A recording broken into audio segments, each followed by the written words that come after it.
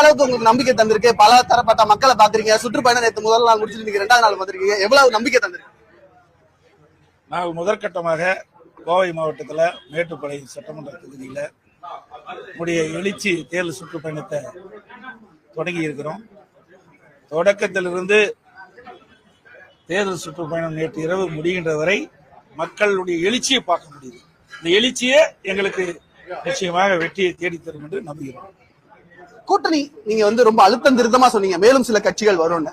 அந்த மேலும் சில கட்சிகள் இப்போ ஏற்கனவே கூட்டணியில் இருக்கிற திராவிட முன்னேற்ற கழகத்தில இருந்து வருமா, இல்ல விஜயில சேரக்கூடியவர்களும் உங்க பக்கம் திரும்புவாங்க? அதெல்லாம் எப்படி இப்ப சொல்ல முடியும்? நீங்க மிகப்பெரிய ரகசியத்தை உடைக்கலாம்னு பாக்குறது கஷ்டம். சூழ்நிலைக்கு தக்கவாறு எந்த பக்கம் இருந்தாலும் எங்களுடைய கூட்டணிக்கு பல கட்சிகள் வந்து சேர இருக்கின்றன. நிச்சயமாக பலம் பொருந்திய கூட்டணியாக இருக்கு. தமிழகத்துல எப்பவுமே இந்த விவசாயிகள் மக்கள் சந்திப்பு அது எப்பவுமே அரசியல் கட்சிக்கு ஒரு வலுவை கொடுக்கும். நீங்க நேத்து விவசாயிகள், செங்கல் உற்பத்தியாளர்கள் எல்லாம் பாத்தீங்க. அடுத்த கட்டமா நீங்க 38 தொகுதியிலயும் சுற்றுப்பயணம் போறீங்க. அந்த எஞ்சி இருக்கக்கூடிய அந்த 38 தொகுதியிலையும் உங்க தொண்டர்களை உற்சாகப்படுத்த வகையில என்ன, எப்படி அவங்களை அட்ரஸ் பண்ண போறீங்க? ஏன்னா நீங்க வர்றதே அவங்களுக்கு உற்சாகமா பாக்குறோம். அதாவது தொண்டர்கள் மட்டுமல்ல, பொதுமக்களுக்கும் எங்களுடைய சுற்றுப்பயணத்தின் மூலம், தேர்தல் சுற்றுப்பயணத்தின் மூலமாக என்னென்ன நன்மை கிடைக்கும் என்ற செய்திகள்லாம் அந்த தேர்தல் சுற்றுப்பயண பொதுக்கூட்டத்திலையும் நிச்சயமாக நான் பேசுவேன். இன்றைய தினம் மக்கள் மிகப்பெரிய எதிர்பார்ப்போடு இருக்கிறாங்க.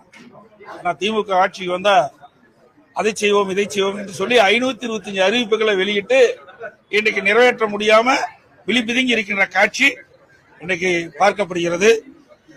அனைத்து இந்திய அண்ணா திராவிட முன்னேற்ற கழகத்தை பொறுத்த வரைக்கும் கொடுக்கப்பட்ட வாக்குறுதி நிச்சயமாக நிறைவேற்றி விடுவோம். அது மக்களுக்கு அந்த நம்பிக்கை இருக்குது. அதிமுக ஆட்சி இருந்த காரணத்தினால்தான், அதிமுக என்ற ஒரு கட்சி இருந்த காரணத்தினால்தான் இன்றைக்கு இந்தியாவிலேயே தமிழகம் முதன்மை மாநிலமாக வருவதற்கு இன்றைக்கு அதிக திட்டங்களை கொண்டு வந்து அதன் மூலமாக தமிழ்நாடு வளர்ச்சி பெற்றிருக்கு. நேற்று நீங்க ஒரு கடுமையான ஒரு குற்றச்சாட்டை வச்சிருந்தீங்க.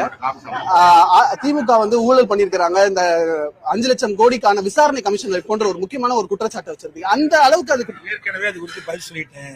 நான் தான் மறுபடியும் மீண்டும் ஒரு தடவை சொல்றேன். இன்றைக்கு திராவிட முன்னேற்ற கழகம் ஆட்சிக்கு 4 ஆண்டு காலம் ஆகுது.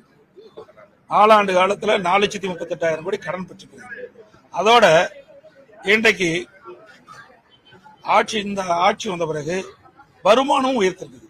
வரிகள் போட்டதுகள், அது மட்டும் இல்ல ஜிஎஸ்டி, பெட்ரோல் டீசல் விற்பனை அதிகம், பத்திரப்பதிவு, இது போன்ற